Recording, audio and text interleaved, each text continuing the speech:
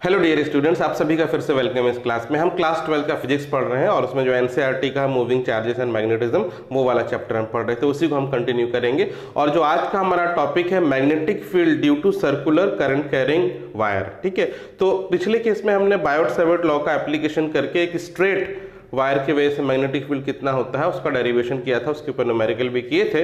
But आज जो है एक हमारे पास एक सर्कुलर लूप होगा और उसमें करंट फ्लो होगा, तो उसमें भी मैग्नेटिक फील्ड जनरेट होगी। तो वो उसकी वैल्यू कितनी होगी और क्या डायरेक्शन होगा वो हम पता करेंगे। ठीक है, तो यहाँ देखिए एक सर्कुलर लूप है। तो पहले आपको इस पूरे डेरिवेशन में सबसे पहले समझना पड़ेगा कि जो वो है वो किस तरीके से प्लेस है सर्कुलर लूप और कहाँ कहाँ मैग्नेटिक फील्ड का डायरेक्शन है, और इसके हम कंपोनेंट भी रिजॉल्व करके उसको देखेंगे। तो सबसे पहले देखिए हम एक सर्कुलर लूप लेंगे जो कि perpendicular to the plane of this board होगा, यानी z एक्सिस में होगा। तो उसको हम ऐसे बनाएंगे।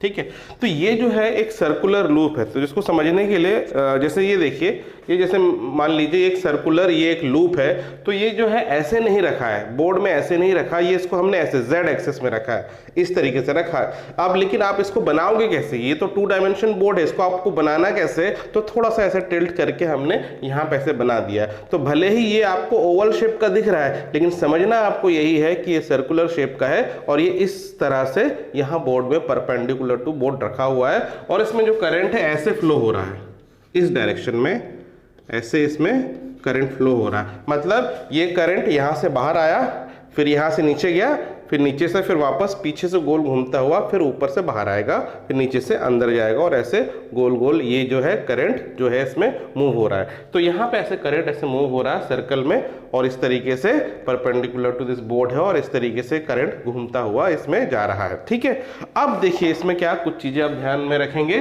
तो यहाँ पे देखिए एक सेंटर है सर्किल का, यहाँ पे ये सेंटर है और यहाँ से आप इस पॉइंट को जोड़ देंगे ऊपर वाले। तो ये जो है ये क्या कहलाएगा? ये रेडियस कहलाएगा। और इस रेडियस को हम मान के चल रहे हैं, लेट से इट्स वैल्यू इज a। तो ये रेडियस है, इसको हमने बोला a, और इसके सेंटर से इस सर्कल के परपेंडिकुलर, देखिए ये जो सर्कल इस तरीके से है, तो इसका सेंटर से अब एक परपेंडिकुलर लाइन हम ऐसे खींच रहे हैं। ठीक है, इसके सेंटर से एक परपेंडिकुलर लाइन खींच रहे हैं इसके एक्सिस में। तो इसके सेंटर से एक परपेंडिकुलर लाइन खींचेंगे और यहाँ पे एक पॉइंट है P। ठीक है, यहाँ पे एक पॉइंट है P। तो इस सर्कल के वजह से जो करंट फ्लो हो रहा है, इसके वजह से इस पॉइंट पे कितना मैग्नेटिक फील्ड है हमें वो पता करना है। ठीक है, यहाँ से यहाँ का कुछ डिस्टेंस होगा और सेंटर को हम O बोल देते, और यहाँ से यहाँ का कुछ डिस्टेंस होगा, इसको हम स्मॉल r बोल रहे हैं। ठीक है, अब कैसे निकालेंगे? तो यहाँ पे हम अप्लाई करेंगे बायोट-सैवर्ट लॉ। बायोट-सैवर्ट लॉ का एप्लीकेशन होगा। तो बायोट-सैवर्ट लॉ क्या बोलता है? यदि आपको मैग्नेटिक फील्ड निकालना है किसी भी कंडक्टर का, तो आपको एक डिफरेंशियल एलिमेंट पहले उसका लेना पड़ेगा। तो यहाँ डिफरेंशियल एलिमेंट आप कोई भी ले सकते हैं। तो यहाँ देखिए सबसे पहले ये जो ऊपर वाला पोर्शन है, यहाँ पे मैं एक डिफरेंशियल एलिमेंट ले लेता हूँ। ठीक है, तो ये जो ऊपर वाला पोर्शन है ये है dl। अब dl जो है ये एक वेक्टर क्वांटिटी है अकॉर्डिंग टू बायोट-सैवर्ट लॉ, हमको पता है। और इसका डायरेक्शन क्या होता है? जो करंट का डायरेक्शन है। तो यदि हमने एक डिफरेंशियल एलिमेंट लिया है, तो देखिए जैसे ये सर्कल है, इसका टॉप वाला पोर्शन, इसका एक छोटा सा पोर्शन लेंगे और ये इस तरीके से है, ये जो सर्कल है, तो जो टॉप वाला पोर्शन है उसका एक छोटा सा पार्ट हम निकालेंगे तो कैसा दिखेगा? वो परपेंडिकुलर एक स्ट्रेट लाइन के जैसे दिखेगा। तो यहाँ पे एक छोटा सा एक स्ट्रेट लाइन है जो कि परपेंडिकुलर टू बोर्ड होगा, तो यदि केवल एक डिफरेंशियल एलिमेंट हम लें, जैसे यहाँ पे मैं एक डिफरेंशियल एलिमेंट लूं इस तरीके से, तो इसके वजह से इसके चारों ओर मैग्नेटिक फील्ड कैसी होगी? इस डिफरेंशियल एलिमेंट से करंट बाहर की तरफ आ रही है, ये जो है करंट बाहर की तरफ आ रही है बोर्ड से। और राइट हैंड थंब रूल आप लगाएंगे, तो थंब को हम बोर्ड की बाहर की तरफ अगर रखें और अपने हाथ को ऐसे कर्ल करेंगे, मोड़ेंगे, तो मैग्नेटिक फील्ड जो है इस तरह से एक सर्कुलर मैग्नेटिक फील्ड जनरेट होगी। तो इसके चारों ओर ये जो डिफरेंशियल एलिमेंट है यहाँ पे, इसके चारों ओर इस तरीके से एक मैग्नेटिक फील्ड जनरेट होगी। ऐसा कॉन्सेंट्रिक सर्कल ये बनता जाएगा और बड़ा बड़ा बनता जाएगा। तो मान लेते हैं एक यहाँ पॉइंट है P, ठीक है। तो ये जो करंट कैरिंग एलिमेंट है या DL जो है, ये DL का ही हम एग्जांपल ले रहे हैं। DL की वजह से इस पॉइंट P में जो मैग्नेटिक फील्ड होगा उसका डायरेक्शन क्या होगा, तो हम क्या करेंगे, इससे इसको जोड़ेंगे, इस पॉइंट से इस पॉइंट को, और यहाँ पे एक टेंजेंट बनाएंगे, यहाँ पे एक टेंजेंट बनाएंगे। तो यहाँ पे जो करंट कैरिंग एलिमेंट है DL, उसकी वजह से यहाँ जो मैग्नेटिक फील्ड होगा वो DB होगा और जो इसके परपेंडिकुलर होगा, ये जो है नॉर्मल है और ये टेंजेंट है, इसके परपेंडिकुलर डायरेक्शन में होगा, ठीक है। ये बात समझना सबसे जरूरी है। अगर ये बात समझ में नहीं आएगी तो आपको यहाँ पे समझ में नहीं आएगा। अब यहाँ पे हम वही चीज कर रहे हैं, ये DL है, ये परपेंडिकुलर टू द बोर्ड है और करंट बोर्ड के बाहर आ रहा है। तो इस DL को यहाँ हम जोड़ दें,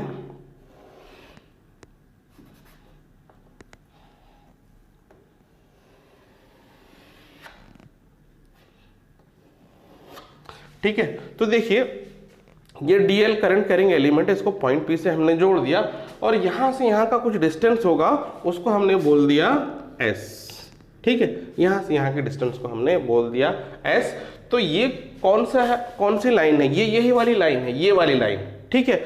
अब ये डिफरेंशियल एलिमेंट के चारों ओर ऐसी सर्कुलर मैग्नेटिक फील्ड जनरेट होगी।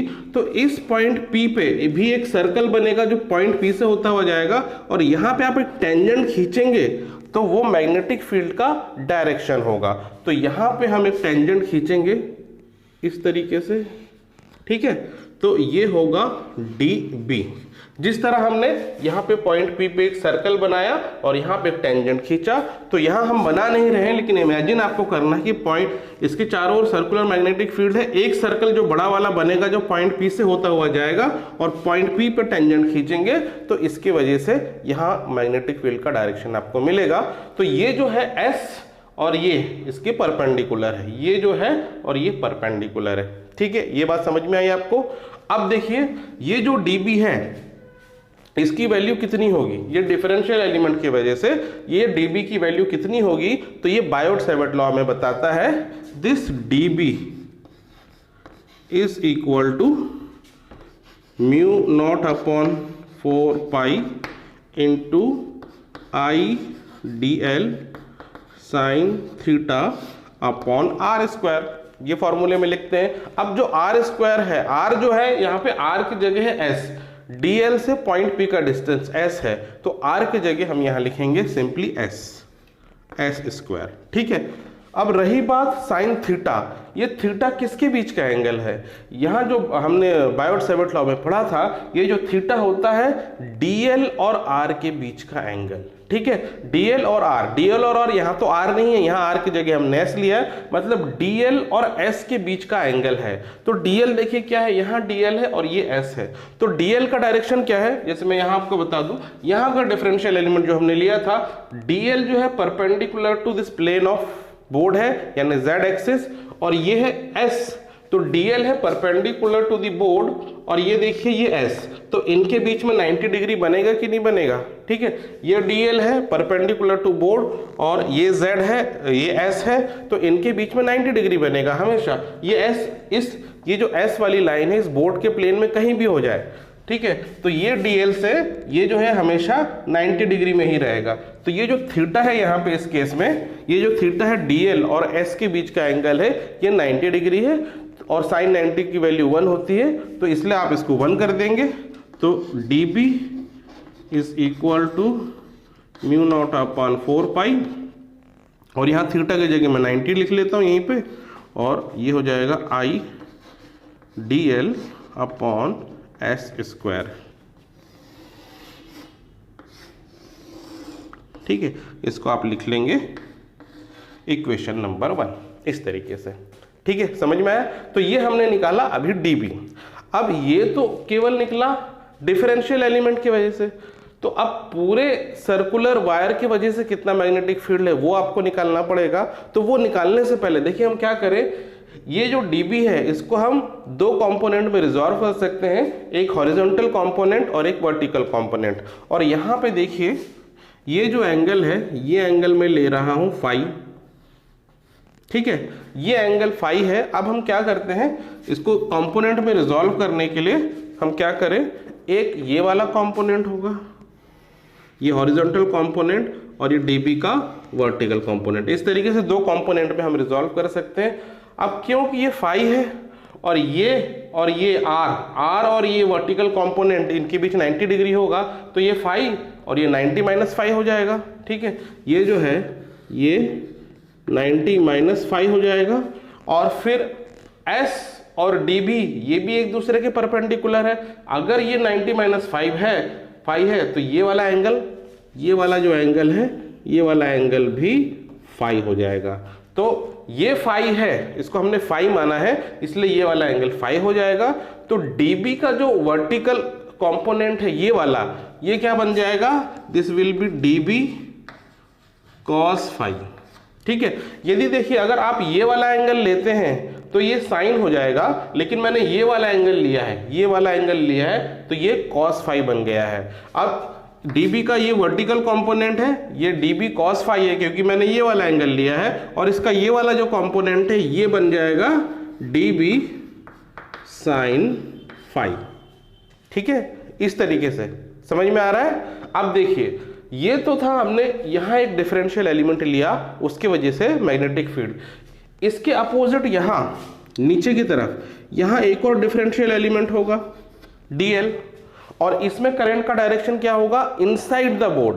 अब जो यहाँ से जो करंट बाहर निकल रहा है गोल घूम के यहाँ बोर्ड के अंदर जा रहा है, तो इसकी वजह से भी यहाँ पे मैग्नेटिक फील्ड होगा। यदि हम ये वाला डिफरेंशियल एलिमेंट लेते हैं और इस पॉइंट को इस डीएल से हम जोड़ देते हैं इस तरीके से, तो ये यहाँ से यहाँ का डिस्टेंस कितना हुआ, जितना ये था एस। ठीक है, तो ये भी हुआ एस, और ये एंगल भी हो जाएगा फाई, ये एंगल भी फाई हो जाएगा। और यहाँ पे इसके परपेंडिकुलर ये एस हुआ, एस के परपेंडिकुलर ये लाइन होगी और ये होगा डीबी। ठीक है, तो नीचे वाले एलिमेंट की वजह से यहाँ पे जो मैग्नेटिक फील्ड का डायरेक्शन होगा और वो नीचे की तरफ होगा, और इसकी वजह से यहाँ जो मैग्नीट्यूड होगा वो तो सेम होगा जो ऊपर वाले की वजह से यहाँ मैग्नीट्यूड होगा। तो मैग्नीट्यूड तो सेम है, चाहे इधर से हो डीएल चाहे इधर से हो, बट डायरेक्शन अलग है। ऊपर वाले की वजह से यहाँ ऊपर है मैग्नेटिक फील्ड का डायरेक्शन, नीचे वाले की वजह से नीचे है। अब जो नीचे जो आ रहा है ये, इसकी वजह से मैग्नेटिक फील्ड का डायरेक्शन, इसको भी आप दो कंपोनेंट में रिजॉल्व कर सकते हैं, एक ये वर्टिकल कंपोनेंट और एक हॉरिजॉन्टल कंपोनेंट। और क्योंकि इसमें ये एंगल फाई है, तो जैसे यहां हमने निकाला था ये वाला एंगल भी फाई हो जाएगा। तो ये वाला कंपोनेंट क्या बन जाएगा, डीबी कॉस फाई। तो यहां हम लिख लेते हैं डीबी कॉस फाई। तो इसका ये कंपोनेंट है डीबी कॉस फाई, और इसका ये वाला कंपोनेंट क्या हो जाएगा, डीबी साइन फाई हो जाएगा। इसका हो जाएगा डीबी साइन फाई। ठीक है, तो ये देखिए क्या हो रहा है, ऊपर वाला एलिमेंट और नीचे वाले एलिमेंट की वजह से जो मैग्नेटिक फील्ड की कंपोनेंट है इस वाले एक्सिस में डीबी साइन फाई, ऊपर वाले का और नीचे वाले का दोनों सेम डायरेक्शन में आ रहा है, इसलिए वो ऐड हो जाएगा। लेकिन जो इनका ये वाला कंपोनेंट है वर्टिकल वाला, ये ऊपर जा रहा है और ये नीचे जा रहा है, तो ये अपोजिट डायरेक्शन में है इनके कंपोनेंट, तो ये कंपोनेंट कैंसिल हो जाएंगे। ठीक है, आई बात समझ में। तो जिस तरह इसके और इसके ये दोनों अपोजिट एंड पे हैं, इनके जो डिफरेंशियल एलिमेंट है उनका वर्टिकल कंपोनेंट कैंसिल हो जा रहा है, ऐसे ही हर एक पॉइंट का जो उसका अपोजिट डिफरेंशियल एलिमेंट होगा उसका आप निकालेंगे मैग्नेटिक फील्ड, तो उसका जो वर्टिकल कंपोनेंट है कैंसिल हो जाएगा, और सभी का हॉरिजॉन्टल कंपोनेंट मतलब डी साइन फाई ऐड होते जाएगा। देखिए ये क्या बन रहा है, ये हर एक पोर्शन से आप इसका एलिमेंट डीएल एलिमेंट लेंगे तो ये देखिए इस तरीके से बन जाएगा ना, ये एक कोन की तरह आपको बनता हुआ दिखेगा। तो ये कोन है, यहाँ से देखिए ये जो है, जो आइसक्रीम का कोन होता है ना, कोन का जो शेप होता है 3 डायमेंशनल, वैसा आपको एक कोन दिखेगा, और हर एक पॉइंट में एक डिफरेंशियल एलिमेंट होगा। तो जैसे मान लेते हैं एक डिफरेंशियल एलिमेंट यहाँ होगा, उसके अपोजिट यहाँ होगा, तो उन दोनों का जो वर्टिकल कंपोनेंट कट जाएगा और साइन वाला कंपोनेंट हॉरिजॉन्टल वाला ऐड हो जाएगा। तो कुल मिला के ये है कि यहाँ पे जो मैग्नेटिक फील्ड होगा वो किस डायरेक्शन में होगा, resultant magnetic field x axis यानी हॉरिजॉन्टल एक्सिस में होगा, और उसकी वैल्यू कितनी होगी, डी बी साइन फाई के बराबर होगी। तो हर एक डिफरेंशियल एलिमेंट का d b sine phi, d b sine phi, d b sine phi आप जोड़ते जाएंगे, तो जब सबका जोड़ देंगे तो टोटल मैग्नेटिक फील्ड यहाँ पे आ जाएगी। अब हम जोड़ेंगे कैसे? तो जोड़ने के लिए हमारे पास जो टूल है वो है इंटीग्रेशन का, तो हम इंटीग्रेशन करके जोड़ेंगे। तो टोटल मैग्नेटिक फील्ड अगर आपको निकालना है तो total magnetic field b will be integration of d b sine phi. ठीक है, तो ये डी बी साइन फाई जो कंपोनेंट है सबका ऐड होता जाएगा, तो इसको हम इंटीग्रेट कर लेंगे और जो डी बी की वैल्यू है वो इक्वेशन 1 से हम यहाँ सब्स्टिट्यूट करेंगे और साइन फाई तो साइन फाई ही है। तो अगर डी बी की वैल्यू हम फर्स्ट इक्वेशन से लेते हैं तो देखिए क्या हो जाएगा। तो यहां हम इसको कंटिन्यू करते हैं, b will be equal to integration of this, db की वैल्यू रखेंगे mu naught upon 4 pi into I d l upon s square. तो ये db की वैल्यू है इंटू साइन फाई, इस तरीके से आप लिख लेंगे। अब देखिए इस ट्राइंगल में देखिए ये जो है 90 डिग्री है, राइट एंगल ट्राइंगल है। साइन फाई इस ट्राइंगल से आप क्या लिख सकते हैं? परपेंडिकुलर अपॉन हाइपोटेन्यूस, यानी साइन फाई की जगह लिख सकते हैं a बाय एस। तो यहां पे हम साइन फाई को अगर रिप्लेस कर दें a बाय एस से, तो यहां पे रिप्लेस कर देते हैं साइन फाई की जगह हम लिख सकते हैं a बाय एस। ठीक है, तो ये s और ये तो मल्टीप्लाई हो जाएगा, a न्यूमरेटर में रहेगा, तो और यहाँ पे जो कांस्टेंट टर्म है उसको हम बाहर निकाल देंगे। तो उसको एक स्टेप और लिख लेते हैं, mu naught upon 4 pi into I A D l upon s cube, इस तरीके से हम लिख लेंगे। अब देखिए यहाँ पे कांस्टेंट टर्म कौन सा है? म्यू नॉट अपॉन 4 पाई तो कांस्टेंट है, इसमें कोई डाउट नहीं है। करंट जो है, हम करंट चेंज नहीं कर रहे हैं, जो करंट इसमें फ्लो हो रहा है वो कांस्टेंट सेम अमाउंट का करंट फ्लो होता जा रहा है। ए है रेडियस ऑफ सर्कल, हम सर्कल को छोटा बड़ा तो नहीं करेंगे, ठीक है, इसलिए जो सर्कल एक ही साइज का रहेगा तो ए भी कांस्टेंट है। और रही बात एस क्या है? डीएल का पॉइंट पी से डिस्टेंस। अब देखिए आप डीएल कहीं से भी ले, डीएल ऊपर वाला ले एलिमेंट ले या नीचे वाला एलिमेंट ले, यहां से भी डिस्टेंस एस ही होगा, या आप इधर से भी ले लें या दूसरी तरफ से भी ले ले, हर एक तरफ से डिफरेंशियल एलिमेंट का जो डिस्टेंस है पॉइंट पी से सेम आएगा, वो होगा एस। तो इस इंटीग्रेशन के अंदर एस कांस्टेंट है, ए कांस्टेंट है, आई कांस्टेंट है, mu naught upon 4 pi constant है, वेरिएबल केवल डीएल रहेगा। तो सबको हम बाहर निकाल देंगे, तो b is equal to mu naught upon 4 pi फिर i into a by s cube, ये बाहर निकाल दिया और अंदर रह गया इंटीग्रेशन के dl। अब dl क्या है? This is the length of this wire. सारे लेंथ अगर जोड़ देंगे वायर के तो क्या बन जाएगा? इस सर्कुलर वायर का सरकमफ्रेंस बन जाएगा। तो dl का integration is circumference of this circular wire. तो इसको हम लिख सकते हैं b is equal to mu naught upon 4 pi into I a upon s cube into DL की जगह आप लिखेंगे 2 पाई ए, ठीक है, क्योंकि ए रेडियस है सर्कल का और सरकमफ्रेंस हो गया 2 पाई ए। इस तरीके से आपने लिख दिया। अब एक और स्टेप हम लिख लेते हैं, b is equal to mu naught upon 4 pi into I. यहाँ पे हम क्या करें? देखिए ये जो 2 पाई है ये 4 पाई से कैंसिल हो जाएगा, डिनोमिनेटर में 2 आ जाएगा। तो यहाँ हम 4 पाई हटा के डिनोमिनेटर में 2 लिख सकते हैं। तो यहाँ मैं 2 लिख देता हूँ। अब क्या होगा? a और a मल्टीप्लाई हो जाएगा तो a स्क्वायर हो जाएगा, तो I a square divided by s cube, ये लिखा, ठीक है। बस ये ऑलमोस्ट ओवर हो गया है। अब ये जो s जो है, s की वैल्यू आप यहाँ रिप्लेस कर देंगे। ये राइट एंगल ट्रायंगल है और यहाँ पे s हाइपोटेनियस है, a परपेंडिकुलर है, r बेस है। तो हम यहाँ से क्या लिख सकते हैं? s is equal to s square is equal to a square plus r square आप लिख सकते हैं। तो मैं यहाँ लिख रहा हूँ, दिख रहा है, यहाँ लिख रहा हूँ, यहाँ एक लाइन खींच लेते हैं। Now s square is equal to a square plus r square, इस तरीके से हम लिख सकते हैं।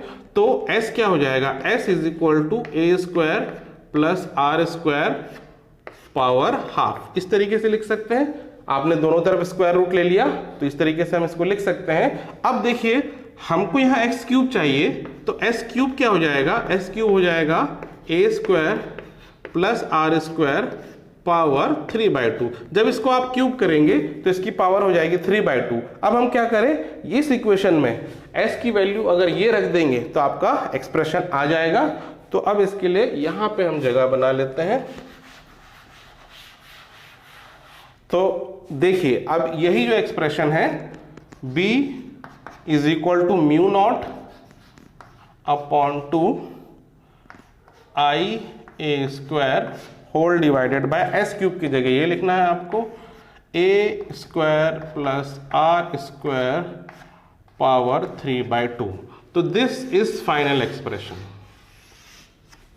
This is final expression of magnetic field due to this circular wire at some point P which is at a distance of R from the center of this circular coil। तो ये formula बना। अब यहां देखिए ये जो है circular wire है, यदि इसमें एक ही टर्न है तो ये फॉर्मूला आप यूज कर सकते हैं। लेकिन अगर इसमें और टर्न है, 2 3 4 बार हमने इसको सर्कल ऐसे वायर को लपेट के सर्कल बनाया है, तब आपको यहाँ पे n फैक्टर ऐड करना पड़ेगा। ठीक है, तो यहां हम लिख लेते हैं if n is number of turns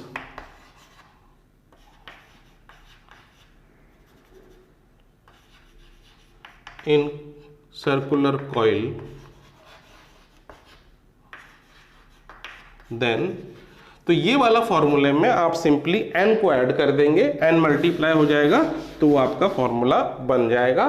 तो b is equal to mu naught n I a square whole divided by 2 a square plus r square and 3/2,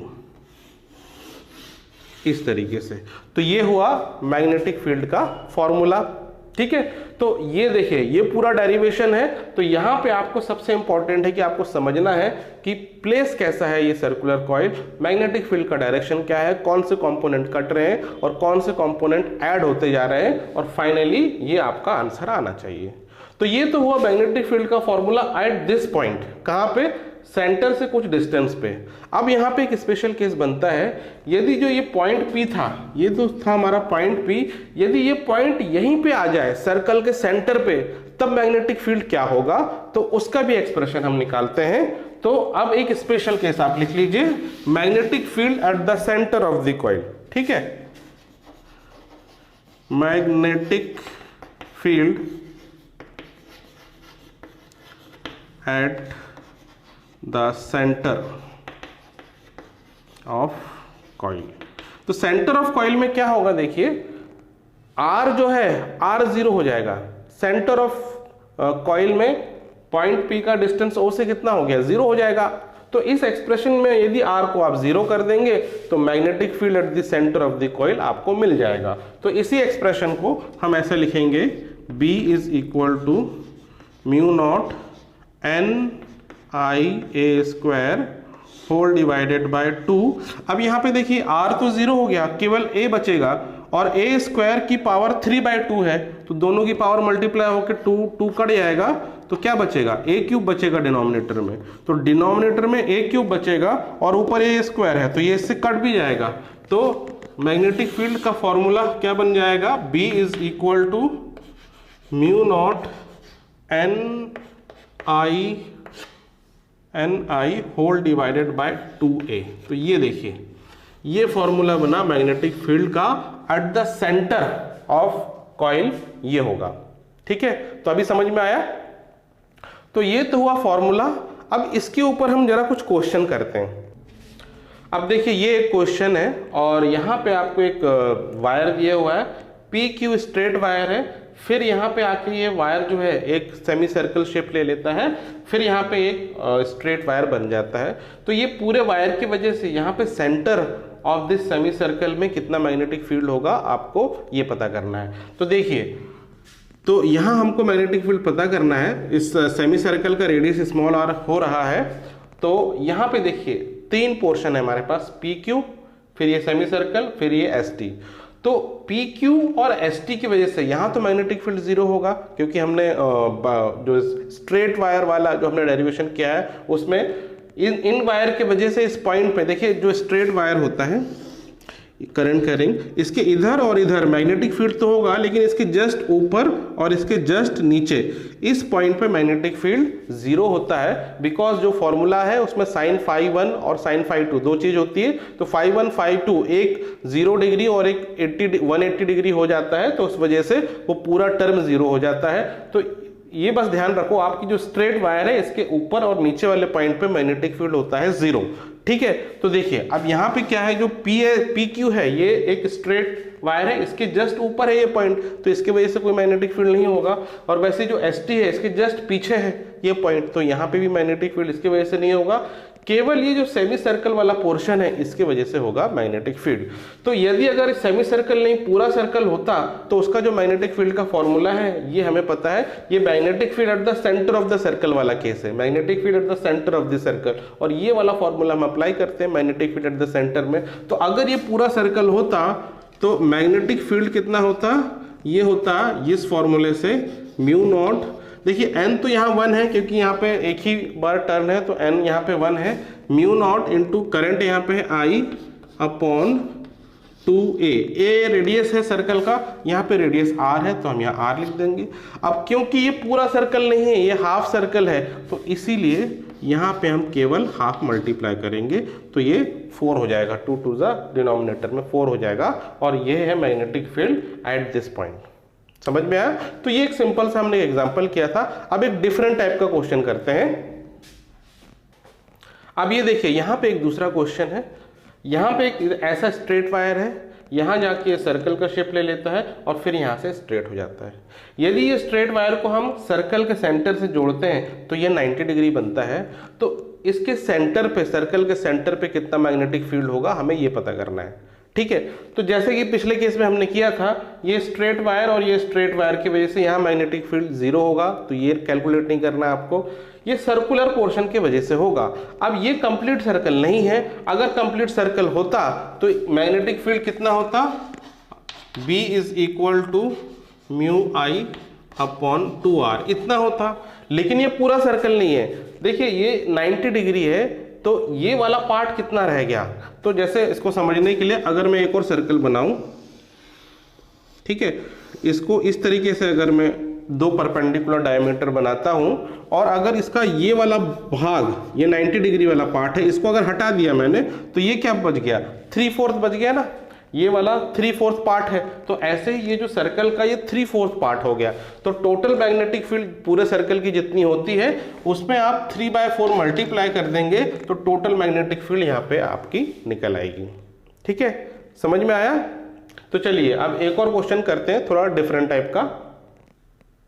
अब देखिए यहाँ पे एक क्वेश्चन आपको दिया है, यहाँ पे देखिए ये सर्कल के फॉर्म में है, ये बन रहा है वायर, और फिर यहाँ पे आके वापस एक सर्कल के फॉर्म में ये जा रहा है वापस, और ये यहाँ पे आके जुड़ जा रहा है।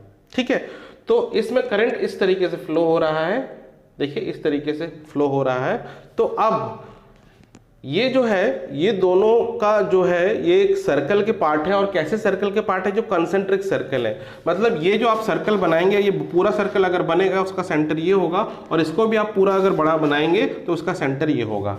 तो यदि हम इनको जोड़ते हैं, इसके एंड्स को सेंटर से, ये एक ही लाइन में आते हैं, ये सेंटर है, दोनों का कॉमन सेंटर है, इसको 0 बोलते हैं, तो यहाँ पे इनका एंगल बन रहा है अल्फा।